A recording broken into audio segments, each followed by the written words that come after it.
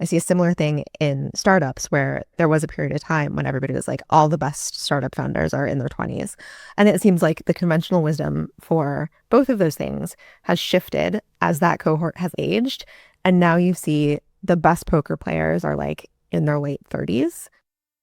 And the best startup founders and the ones that people really want to give money to tend to be like in that age cohort as well. It seems to me like one kind of underappreciated lens with regards to latency is who is willing to go to places that are not on the approved list of places you can learn from. Obviously, you could just get a degree in Harvard. Unfortunately, they won't give you a degree in poker and they don't teach SEO. And so if you're willing to trawl the internet and find the forum that seems to be giving out some amount of edge and take advantage of it, then you have some time limited amount of edge versus the rest of the world, versus if you are just waiting until it has become a book and there are high status people to teach it to you and it will cause no friction when you discuss it in partner meetings on Sand Hill Road, then you're going to be a couple of years behind the curve. Having peers at our higher agency is like undefeated as far as I'm concerned in developing people's personal agency. A fair amount of my beginning to think about this question systematically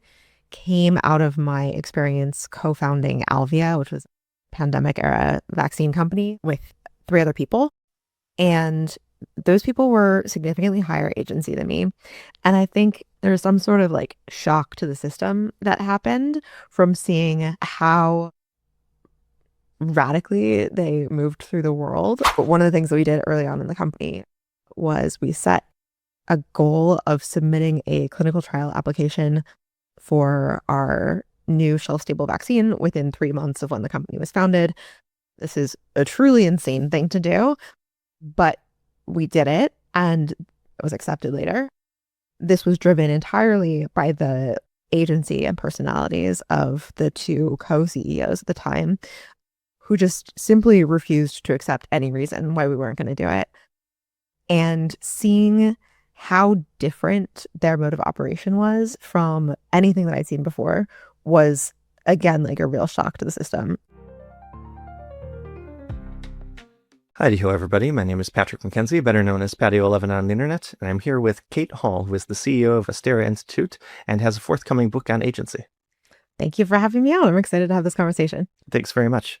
So I'm obsessed is not quite the right word, but quite interested in the topic of agency in the last few years, both how it plays out in our personal lives and how there are some institutions which seem to be sort of hitting above their weight class in terms of empowering people to have it.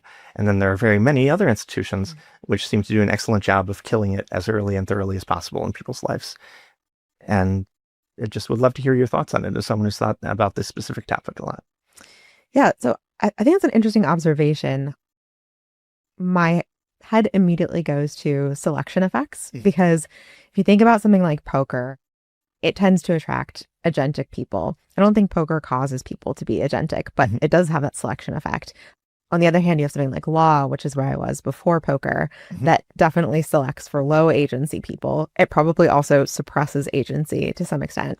But I think it's as much a question of what types of fields and institutions people gravitate toward as the effects that those institutions have on the people within them. I think that's certainly in the case, at least in places like the tech industry, which for many years, and I think to a lesser degree these days, most people would say in tech, but there was the famous Apple line, like we're the creative people, we're the thinkers, we're the rebels, et cetera, and tech had much broader paths into it than most constituents or most employers of like large number of people in the professional managerial class. And descriptively, the behavior of people in tech was like much more varied than most people who are in high positions in society. We had our fair share of weirdos. We still do have our fair share of weirdos. I'm certainly not exempt from that, but it's become more of a beaten path. And the entering classes at tech company these days look more like the entering classes at a Stanford or a Harvard or an investment bank than they did even 10, 15 years ago, I think. Yeah, absolutely. I think tech has gone through that cycle that all things do, the like geeks, mops, and sociopaths cycle. Yeah. Where tech has become so prestigious and the locus of so much power in society today that everybody is drawn to it. And I think that it has led to a certain like sameness in a lot of the people where it used to be maybe a more diverse population before. Hmm. I haven't been around tech for that long, so I might just be making this up. But I think if you like compare Y Combinator Hmm. in 2006 or whenever its first year was to what it is today, it seems very different demographics, Hmm. I would say. In the very recent past, I know YC had more people who were college dropouts than people with postgraduate degrees. And as of a recent class, they're at, frankly, the number that was surprising to me when I heard it's something like 65% postgraduate degrees. Part of that is like a response to a change, and now many of the companies YC is funding are AI first, and so they're getting an increasing number of people from university Mhm. AI labs. But part of it is definitely that uh, Y Combinator was essentially pitched in the beginning. I think they would say in a not unfair paraphrase as like, do this instead of doing grad school, for people who wanted a like relatively institutionalized path up versus throwing themselves into the wide world of capitalism and making Mhm. their way, or like decamping to Vegas and playing a poker tournament, who the existing paths weren't right for. Yeah. And then as YC itself became more institutionalized over the course of the last couple of years, there are some people for whom I've been in high status competitions my entire life. I grinded through high school. I got into a great university. I will then do a merit-based competition, get into Y Combinator. I will power my way up that, and then I will Mhm. find my next merit-based competition to crush. That has become a larger percentage of the pool than previously. And I say that out of immense respect for YC and the founders who did it. That's a really interesting observation. So now that you're describing it, I see a really interesting parallel between poker world and like startup world, Hmm. which is so there's this like old guard Hmm. of poker players who were already poker stars around the time that the poker boom started. And they had a particular way of playing that was maybe less mathematically rigorous Hmm. on the whole. When there was this huge wave of popularity for poker in the starting in the mid 2000s, this new crop of people sort of started gathering. And those people were extremely rigorous, extremely ambitious, very young because they were willing to sort of catapult themselves into this weird nascent field in Hmm. order to because they thought that they could get like a really big advantage basically. And I think I think in poker, there was a perception for some period of time that like youth was an advantage Hmm. because of that, because the players who were really successful for some period of time were very young. I see a similar thing in startups where there was a period of time when everybody was like, oh, all the best startup founders are in their 20s. Hmm. Um, and it seems like the conventional wisdom for both of those things has shifted as that cohort has like aged. And now you see the best poker players are like in their late 30s. And the best startup founders and the ones that people really want to give money to tend to be like in that age cohort as well, Hmm. maybe in their 40s. So it is this thing where there's an initial maybe selection into a way of doing things that is especially attractive to young people.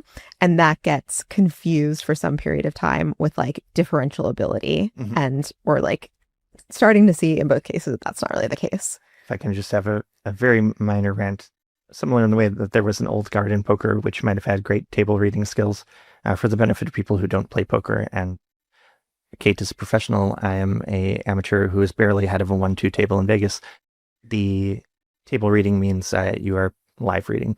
You are picking up on like some physical signal that a person is giving that can give you information as to the state of their hand. So to people who are incredibly mathematically oriented and have the optimal poker strategy diagrammed out in tens of thousands of games played by AI before they sit down at the table, this borders on magic. That explanation out of the way we previously evaluated startups bordered on magic in Mm-hmm. VC land, where it was very connection based, very like, are you good at giving the handshake that the partners like, and very, very based on the partners having an impressionistic understanding of like who are the most successful founders. Mm-hmm. And so after Facebook was in the news, like, oh, all the successful founders are in their 20s, obviously, when a slightly more rigorous, like, well, wait a minute, if we like look at who actually has the exits here, and granted, there's some power law that goes into that too, but Yeah. My general theory, both with respect to poker and with respect to startups at various times in the life cycle, has been when there's some terra nova in society where there's a lot of economic value being created somewhere, the people who get most of that economic value in the first years are sort of pioneering spirits. Hmm. And they're often pioneering spirits because they took a look at all the other ways that you could like plug into society and decided not quite for me. Hmm. And so they tend to be a little bit weirder. They tend to be towards the outer ends of all sorts of spectrums. Many of them are, I won't say dubiously legal, but let's say they are more like comfortable with gray zones than Hmm. people in, say, law and similar. And and then that applies for the first couple of years, and then the rest of society gets the memo, and not the value all gets extracted, but people start to bring other societal advantages to bear, Totally. like the capability to get investment, the capability to build a rigorous organization that scales, whatever the initial advantages, et cetera, et cetera. And then after a few years, it's not like the frontier disappears, but it becomes more integrated into the rest of society. And then you get a new frontier, and go figure the people there are also a little bit weird, also a little bit young, et cetera, et Hmm. cetera. Hmm. So my general theory, having was I around for the poker boom? I was seeing it, but not at a point in my life where I was gambling at that point. Well, I was gambling by like decamping to Japan and building my entire life there, but not with money. The internet poker was kind of Hmm. this new field. Nobody had experience with it. Everyone was busted back to square one, and it evolved like a different player base and different norms and different practices than live poker had. And interestingly, when those crowds mix in real life, they have very different personalities and different spikes in terms Right. of skills. Yeah. I think there are some really interesting dynamics at play here. Again, I see this parallel where internet poker coincided with this explosion of interest in poker, which was initially triggered by Chris Moneymaker, this accountant from I think North Carolina or something, Mm-hmm. winning the World Series of Poker and winning like $10 million. And this just ushered in a huge wave of interest in poker. Online poker blew up as a result. This created this massive opportunity for people who were these like prospector types, where there's a ton of money available. There is not a lot of systematization. And so a lot of it is just like first mover advantage. It's like who is willing to improve significantly on the state of the art, but the state of art, the art that is very like primitive in order to capture a bunch of those gains. And so at first you have just sort of brute force, almost systematization, where you start having people using tools, start having them figure out like really how do you make money doing this in a way that isn't just magic. Mm-hmm. And those people take over. But then you do, as it gets more and more competitive, it becomes a like and thing rather than an or thing. And poker, the live reads thing is a great example where I feel like there was a view among people who started playing poker in say like 2007 to 2017 that live reads were stupid, that they were like folk logic or something like that. And so people were just extremely rigorously focused on what does the model say? Let me run a million simulations of this spot and see what happens. And I think what happened is the skill level in a quantitative sense sort of like asymptoted to game theory optimal to a point where there aren't huge edges to be found in improving your game theoretic play a little bit more. Mm-hmm. I think like this was my big thing when I was playing poker because I was way more reliant on live reads than most people. And my thing was always like, this is actually super underexploited because nobody has tried to systematize this. Mm-hmm. They've just sort of like done the magic version of it. But then I think in the last few years, in the time since I left, basically, people have started relying more on that as an additional source of value. And so you get competition increasingly in all of these different aspects of the game. And it's no longer good, or it's no longer sufficient to just be like good at the math or good at the engineering or whatever is required to like start a startup. You have to be good at the whole suite of things in order to climb your way to the top of the ladder. Mm-hmm. If you plot the evolution of poker against the evolution of online businesses and the mid to late 2000s, there were, of course, we had a tech industry. Of course, we had startups. Well, people forget how little the tech industry was relative to its current size. Google IPO'd in 2004, and it was possible for me to not know who they were 6 months prior to that happening. They went up and to the right, obviously, but it was called the Make Money Online crowd rather than the startup community or et cetera. Mm-hmm. And it was largely info marketers, CEOs, black hat spammers, and a lot of folks who operated at the socioeconomic margins, let's say, in like the 2004-ish era. And, then there was something of a laundering of techniques from those more marginal businesses into places like the software industry, where I had my first software company in 2006 and was anomalously good at SEO relative to some very big firms, partly because I was willing to read some forums where what was my old phrase for them? The witch kings of the internet were discussing the what was working back in the day. And it's interesting how those informal sites of cultural diffusion, I think what would have been the Take-Two forums or something in poker. 2+2. Yeah. Sort of give way into more formal institutions. Like these days, you don't get your advice on SEO from forums. You typically get it from either a consultant that you've paid or a partner at YC who's the things that have worked previously are bang, bang, bang, and maybe you should be prioritizing that or maybe you shouldn't. It seems to me like one kind of underappreciated lens with regards to latency is who is willing to go to places that are not on the approved list of places you can learn from. Obviously, you could just get a degree in Harvard. Unfortunately, they won't give you a degree in poker and they don't teach SEO. And so if you're, willing to trawl the internet and find the forum that seems to be giving out some amount of edge and take advantage of it, then you have some time limited amount of edge versus the rest of the world, versus if you are just waiting until it has become a book and there are high status people to teach it to you, and it will cause no friction when you discuss it in partner meetings on Sand Hill Road, then you're going to be a couple of years behind the curve. Mm-hmm.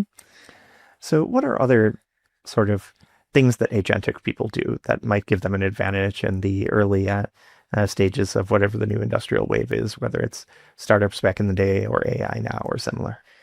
Yeah. So I think even at a more basic level than specific tips, they're just sort of mental habits that agentic people have. And one of them is just simply asking sort of continuously whether there's a better way to do something.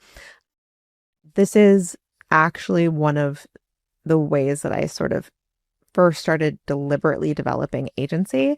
Sounds so simple, but I just left Post-it notes for myself everywhere in my apartment asking, is there a better way to do this? And then I would remind myself to ask that about whatever I was doing throughout the course of the day. Is there a better way to do this very trivial task that I'm doing? Is there a better way to attack this large scale problem? And I think if you can train yourself to earnestly ask that question 10 times a day, you're most of the way there on agency. Other things that I think are part of the mindset, there is this desire to look in inconvenient places or real edges. So there are a lot of things that you can do in many situations to improve your odds of success that people just don't do because they're not part of the standard playbook. They're kind of aversive and they don't seem necessary for success. And I think people what's an example of this? Personally, anything that looked like excellence in networking, I would say, was one of these for me for most of my life, where I just wasn't willing to really pursue relationships with people who I had professional overlap in interests, because I just didn't like it. And I think that that's a relatively common one. I think that if you sort of go out of your way to develop relationships with people in the hopes that it will lead to opportunities to do interesting things in the world, you can become a much more impactful person. And I was for a long time just sort of stuck in the mindset of I'm effective enough. I'm sort of getting what I want to do done in the world. Yeah. I don't need to do all this other bullshit, Yep. This resonates quite a bit with me and Yeah. with many other people. Some people get the memo early in life that reality is a team sport, and being able to tap people in your network to take care of things is very helpful. Mhm. And some people get a very corrupted version of this, which is like relying on another person is cheating somehow. Yeah. And you should succeed entirely on your own merits and similar. And I embodied quite a bit of that. To make a very concrete example, when I was originally publishing essays, I would be like, okay, I will certainly never show this essay to anyone before I publish it, because that could influence them to decide to like share it to their audience. And I wouldn't want an unfair advantage versus other people who are publishing essays at the same So time. familiar. And these days it's like, granted, I still don't show most of my essays to anybody prior to publishing them, but I'm at least aware that if I was attempting to play this game to win, I would certainly show it to people, both to get their feedback on it and because contingent on them giving feedback, they feel some bit of ownership about the essay and are much more likely to share it with their audience than they would if they were seeing it cold from Twitter on the day it is released. Right. And growing up is the constant learning that everything you thought is wrong, or portions of it are wrong. Just asking the question of how can this be better, generating surprising amounts of alpha or edge, or however one's community likes to phrase that thing. One of the reasons I love poker is it gives you like metaphors you can take into the rest of your life. And descriptively, I pay people in Las Vegas a bit of money every year to continue getting like interesting new metaphors. Cheaper at the price. They're much cheaper than consultants. But I worked at Stripe for a number of years, and there were very highly placed people in Stripe that essentially had a button that they would push in almost at every meeting, like, oh, this sounds great. Do you think we could do it faster? And the person who had just announced a 9-week project plan is like, well, sure, we could do it in 7 weeks if it was really important to do it in 7 weeks. And then it's like, okay, move to button number 2. I would prefer 7 weeks over 9 weeks. Let's do it. Yeah. Obviously, there is still some prioritization involved, but much of the world simply doesn't go about life asking, am I at the right margin? Am I making the right decision at the margin for this? Could I go faster in a way which doesn't involve other trade-offs? Could I just, choose to be better at the thing? Right. And so you can choose to be better at the thing. So what are some other things that you've learned about regarding agency over the years? I think that like a lot of the things that increase agency look like just learning to have less ego about certain types of things. So I think that fear of exposure, in the sense of having your ignorance exposed, your mistakes exposed, being exposed to yourself in terms of like, here are things that other people see about you that you don't see about yourself that are holding you back. These are all things that are really, really detrimental if your goal is to learn how to do things quickly, improve quickly. I think that figuring out how to be comfortable getting real feedback from the world is like the highest leverage thing you can do. And most people have a really strong aversion to doing this. They might welcome feedback in certain like limited contexts where they know things can only go so badly. In socially blessed rituals, the meeting with the boss or the teacher, right. Okay, we all understand that there's only a range of feedback I get, and the feedback will be delivered in a way which is designed to preserve my ego in this. Totally. Yep. And this seems really unfortunate because I think that for a lot of us, we have a couple things holding us back that other people can see pretty much right away.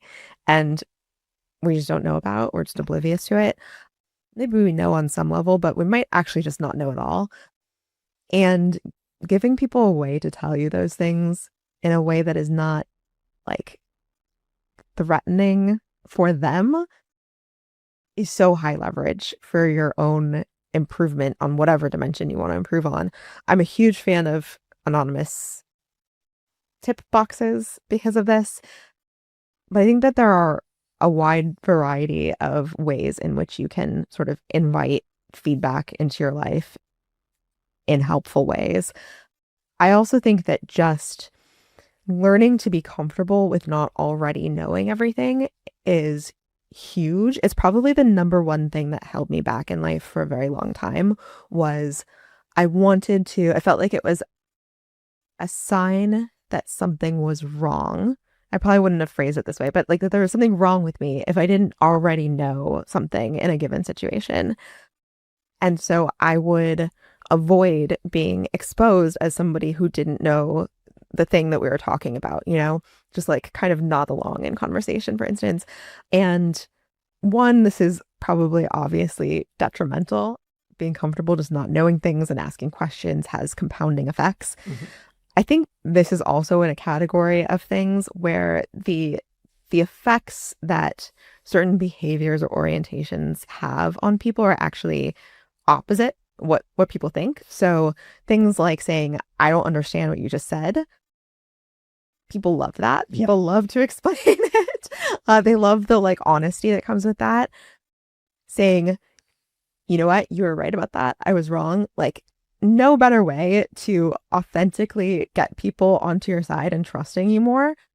And yet our immediate reaction anytime we like sense that something is wrong is to sort of like dig in our heels, resist learning that basically, or resist acknowledging it if we do know it. And there are all of these like things that we do that are tacitly designed to save face that I think actually have the opposite effect of what is intended. Yeah. I think this is particularly common among people who are like broadly high competence, particularly because they've been tracked in institutions that have socialized them to believe that you start at 100 points and you can only go down from there. Yeah. And that, if you're bad at something, you need immediate corrective feedback from the people who are good on it. And, correcting your moral failure and being bad at something rather than, no, this is just an opportunity to get good at it. And this instills in many people a sort of risk aversion and an aversion to new things. And I think causes them to, with other factors in society and institutions, like become even more tracked than the structural reality of the institution would ordinarily track them, be even less willing to do things that are a bit outside the box than the social reality of the institution would accommodate. And then, since life is a multiplayer game, when like everybody's feeling individually constrained like this, the institution adapts to their preferences by constraining the group even more. And so down this path lies much dysfunction. Yeah, absolutely.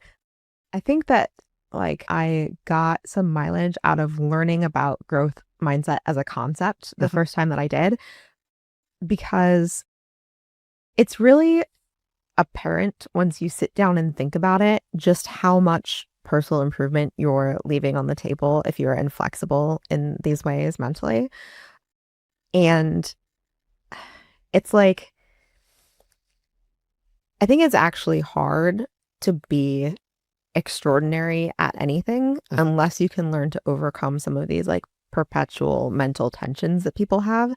And it just really accelerates growth if you can learn to not tie your self-worth up in, did I look like an idiot in that conversation? I'm neither here nor there, but a thing that I've been loving the last couple of years is now, rather than having a conversation with an expert in which one feels one can lose face, one can have conversations at a variety of points up the skill ladder with an AI, and often not feel like the AI is going to remember and judge you harshly for it, although they might both remember and judge you harshly for it. But who cares? It's an AI, at least for the next couple of years. And so I've been trying to get better at painting the last couple of years, and I was the kid who can never draw even a stick figure successfully. And the last couple of years, I'm like, well, art is a nice hobby to have. Sure, I've said I've sucked at it my entire life, but I've succeeded at other things that I once sucked at. Why not throw myself at this? And just having a record of like 3 years of photos of finished pieces, and I think I'm actually like descriptively getting better at this, has been a bit invigorating, and I get fun things to decorate my room with. Have you been using AI in this pursuit in particular? Actually, yes. So this is one of my favorite, like least recommended ways to use it. When I'm halfway through painting a piece, I will, and I'm a very, I would say probably low intermediate painter at this point relative to skill levels in the community. I will take a photo and say, okay, here's a half painted piece. And my reactions to this are, I think this troll is a little too dark. I want him to be green, but not cartoonishly green. what could I like physically do right now to Mhm. achieve that effect? And LLMs are surprisingly good at giving you like actionable feedback about what things to do in the physical world in a totally non-judgmental fashion. So yeah, okay, why don't you glaze on a few layers of like this kind of paint Mhm. and maybe put on a wash with this, blah blah blah. No one cares about the painting mechanics, but the LLM is happy to entertain you about painting mechanics if that's the thing you want to talk about that day. And then I will do it. I will say, okay, like I think I achieved most of what I was hoping to get out of there, and then ask the next question, like, all right, here's the new photo. How did I perform against the plan, and what could I do to punch up? I don't know. On the troll, there was a gem. I highlighted the facets of the gem, and I thought it doesn't look quite gemmy. I've never painted a gem before. What would one do to like drive up the gemness of this? And the LLM had some suggestions, and lo and behold, they worked. And so I have a gemmy, like not so dark but still green troll, and feel happy about this. And have some like there was hopefully some learning there about okay, there's a couple of techniques here that I wasn't aware of that I can apply to other things in the future. So I am a huge fan of LLMs and incorporating them into learning processes just because they're so efficient for that. I have like, as I'm sure most people do, a few different ways of using them. One of my favorite ones for learning a new subject matter area is start with like, explain this to me like I'm 5, then Mhm. like 10, 15, 20, like, you just escalate the skill level. And I think that you can get up to speed pretty quickly with things like that. At the same time, this is something that I have started watching out for in my work at Mhm. Astera is I think it's easy for people to become really insular Mhm. because of reliance on LLMs in this way. And so I try to not over optimize, I guess. Yep. My head of strategic investments, Eli Dorado, absolutely love working with him. One of my favorite things is he's adamant that he always wants to hear stupid questions. Mhm. So instead of, when I'm reading something of his, going to my LM and asking about it, I just walk over and ask him all of my dumb questions and he gets to answer them. And I feel like although I could probably extract the same information from an LLM, there's actually something that is lost in terms of the organizational bandwidth or something from Mhm. having all of those touch points. And so I'm just trying to be selective about it, I guess. I would two thumbs up to that. I also think we have some options with regards to rewiring ourselves, but humans are fundamentally a social species, and there is something about getting the information from another human that is not the same as getting it from Mhm. text. People who listen to the podcast have sometimes told me that a particular thing that I've written about for many years didn't stick with them until they, heard it in their ears at the gym or similar. Mhm. And Mhm. I think we should be aware of features of our minds like that and take advantage of them where possible. I also feel like, there are some happy mediums where if you know that you are going to have a conversation with Eli or with another person who is an expert in an area, you can make that conversation more efficient for yourself and for them by, okay, well, there's a couple of like obvious icebreaker level questions that I could ask. Maybe I'll get those out of the way with the LLM and in a place where it's relatively Yeah. unlikely to hallucinate, and then catch more of the lingo the first time around, and like have my first question be a decent question. Like, okay, what I got out of that was you just said, you know, the EBITDA goes up. My understanding of that is blah. Can you check me on that? And then, like again, people love being asked confirmatory questions. Uh-huh. I, I, I almost not that it's never happened. But there are people all up and down the skill curve and social status curve and similar who absolutely love. Like if you have a 101 or 102 level question about the thing. Oh, yeah, happy to explain that on a dime to a smart person. Here you Uh-huh. go. Uh, or if you ask like an implication of the thing you just said, it seems kind of basic, but is it blah? And they're like, well, yep, that is indeed a basic implication of that, but I'm glad you caught it because so many people don't. Yada yada. Um, had an episode recently with V. Moskowitz, another former professional gambler, about his tips and tricks for prompting successfully. And that caused me to reflect on there are a few populations which punch way above their like statistical weight in terms of the people who are involved there tend to lead interesting lives. And not that society's highest award is being a guest on this podcast, but I interview a grossly disproportionate number of professional gamblers. It seems like I've had at least 3 or 4 out of 50 interviews, and I can't imagine that there's, what would that imply in the American population times 6 million? So like 24 million professional gamblers in the United States. No, I would take the under on that one. Why is it? And there are a number of people I could point to in Silicon Valley too, who are trying to put those days behind them. But why is it that people who decided at one point, yeah, I'm going to gamble for money as the way I put food on the table, end up doing very interesting things in the world? It's a great question. I think there's probably multiple factors. So one is just the types of personalities that poker selects for. So these are not always the most organized people. They are, I would say, first principles thinkers a lot of the time. It's people who are maybe slightly hostile to social scripts in a way that makes them rebellious, not differential to the way things are currently done. I think it just selects for people who have a lot of degrees of mental freedom. I also think it obviously attracts people who have a certain orientation to the world that is like thinking in bets. And I think that way of approaching the world is just like inherently adaptive in modern society. Sort of thinking systematically about, given the whole range of possible ways I could spend my life, how do I want to decide where to allocate my time and resources? That's the kind of thing that poker players start doing as like second nature. I'm sure it's similar for a lot of other professional gamblers.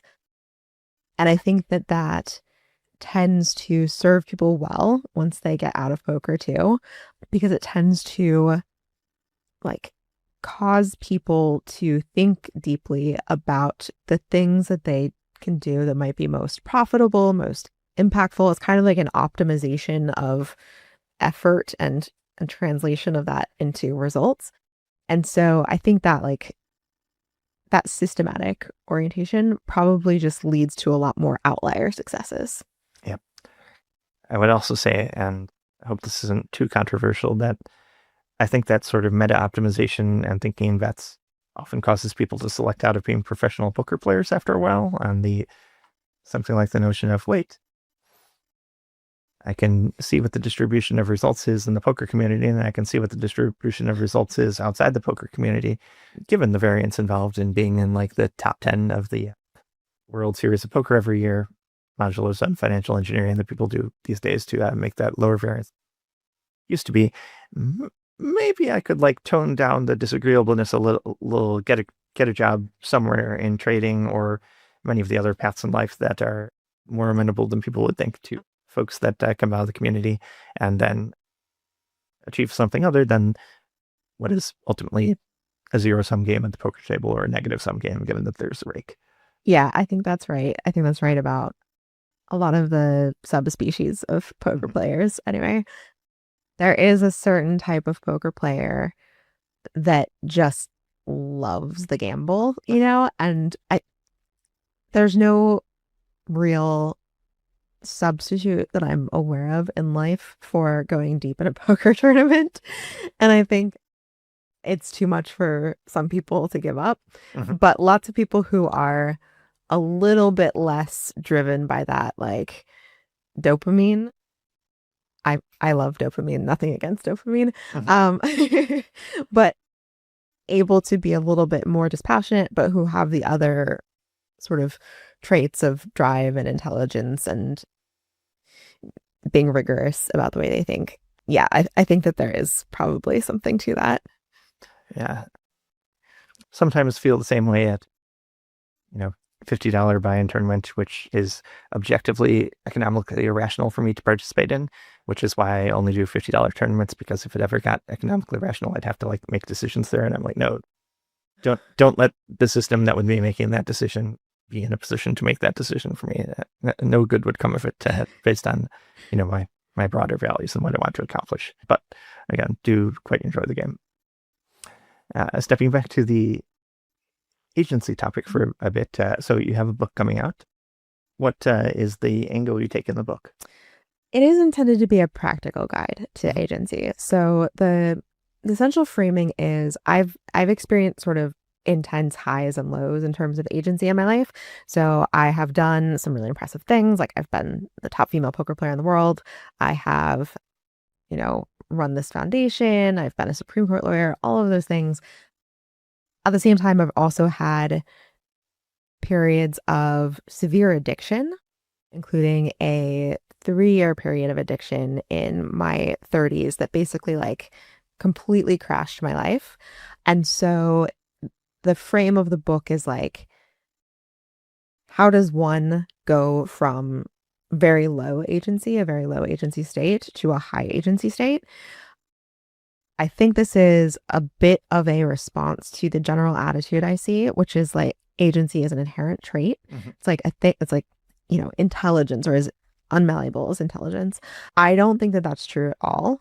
I think, I think people have not put that much thought into how to systematically develop agency, but there are ways of doing it. Mhm. And so it's meant to be a practical guide to like, here are the things that you can do to become more agentic and to have a life that better accords with what you want.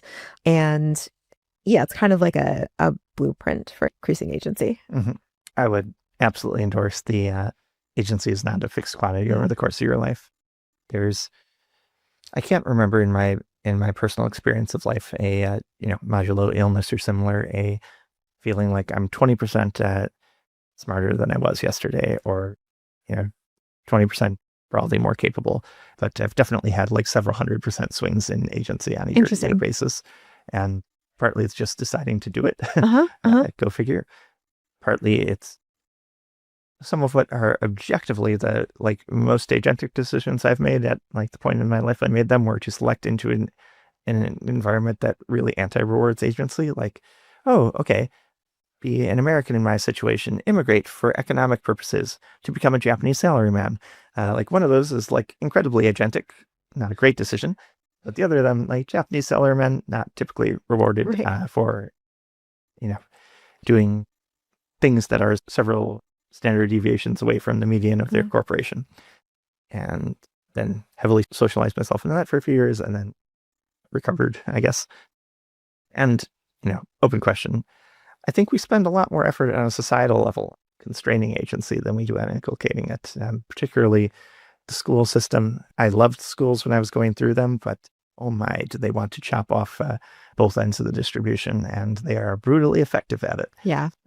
And if you, as a kid who is on either end of the distribution, object to it, or if your parents object to it, you are now like the objection is itself a problem to be Hmm. managed by the school. And it's interesting to see people with sort of alternative schooling modalities and similar that are trying to avoid that open question on whether any of them wins out. It seems to be like something of what we want to get out of school and the economies of scale that we want to get out of it might be almost inherently inimical to having kids just doing what they want to do. And Hmm. of course, group of 7-year-olds doing what they want to do. Like you want to encourage agency among certain dimensions, but discourage it among the dimension of like, please don't stick that scissor in someone's eye. Not something that will be effective for anyone.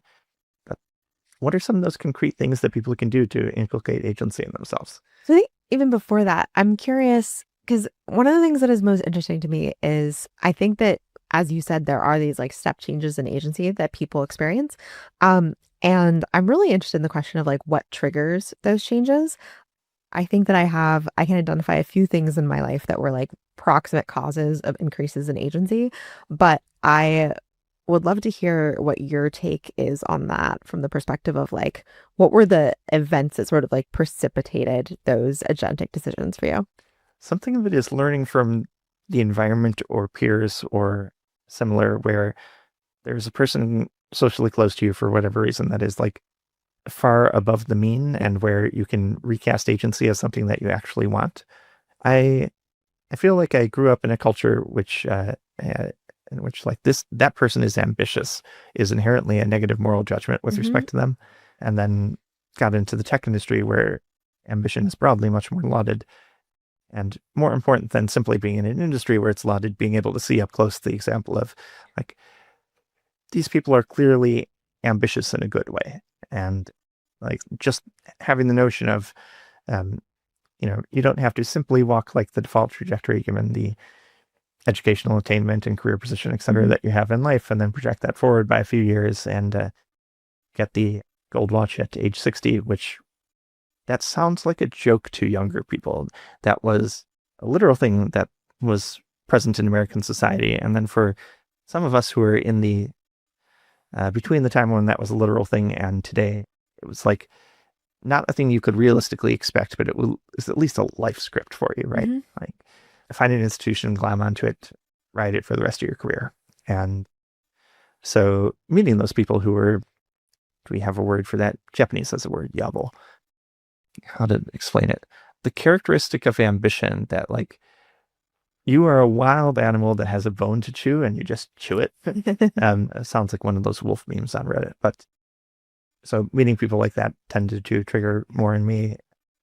There's been a few times where it's been response to an emergency situation for good or bad. The vaccinate CA experience, like people were dying. What do you have to do? There was a private emergency in my life many years prior to that triggered just a fundamental reassessment of what I wanted out of life. And I stopped playing World of Warcraft and started getting serious about making a software company after many years of saying, I would like to have a software company one day, but there is World of Warcraft and the guild is meeting at 8 o'clock. If I'm not there, we definitely won't kill the dragon in 2 hours. I would advise having role models is an easier way than having personal tragedies. But you don't always get to pick things that happen to your life. Yeah. I think culture is a real thing in the world. I think simply, talking in more places that this is one axis that you can judge the human experience on. And broadly speaking, there are positive things that, being slightly more calibrated to the agentic end of this axis than society will by default condition you to be is a good and righteous thing. And that's a podcast about agency. Okay, that's very interesting. Those line up fairly well, and I think that the things that were triggers for me too. Definitely having the experience of having peers at our higher agency is like undefeated as far as I'm concerned in developing people's personal agency. A fair amount of my beginning to think about this question systematically came out of my experience co-founding Alvia, which was a pandemic era vaccine company with 3 other people. And those people were significantly higher agency than me. And I think there's some sort of like shock to the system that happened from seeing how sort of radically they moved through the world. So one of the things that we did early on in the company was we set a goal of submitting a clinical trial application for our new shelf-stable vaccine within 3 months of when the company was founded. This is a truly insane thing to do, but we did it and it was accepted later. This was driven entirely by the like agency and personalities of the 2 co-CEOs at the time, who just simply refused to accept any reason why we weren't going to do it. And seeing how different their mode of operation was from anything that I'd seen before was, again, like a real shock to the system. So that seems huge. I think of a lot of what we try to do at Astera as being about like trying to increase the agency of scientists and technologists who come work with us. Because we're often like bringing people in for a limited period of time, helping them like launch things and then spin out.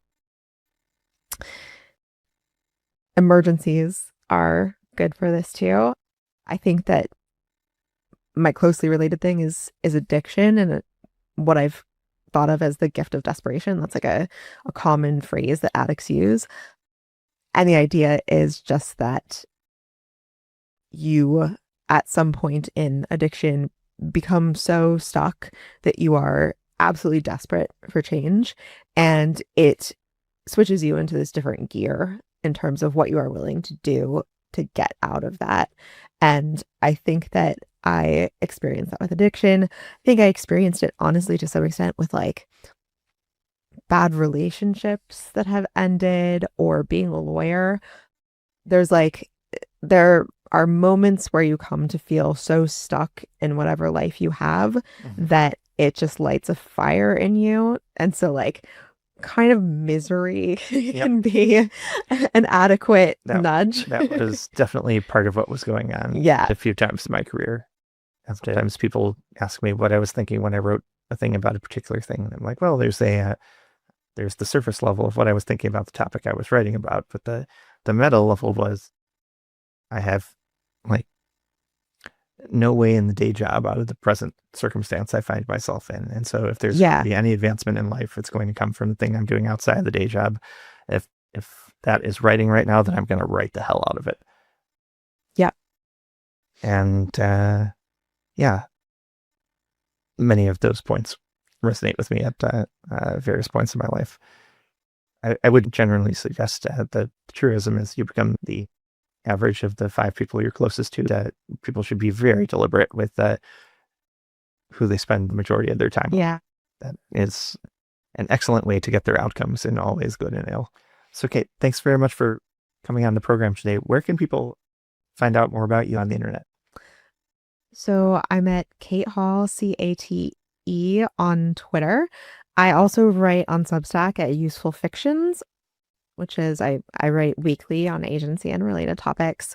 And I have a book coming out in hopefully 9 or 10 months now that you can sign up to be on the mailing list for there. And yeah, I think Substack is my preferred platform these days. I'm very pro Substack. I'm extremely pro Substack as well, even though I don't use them. It's nice to see more long form writing in the world, and knock on wood, hope that continues. Be agentic, write more stuff for the internet, please.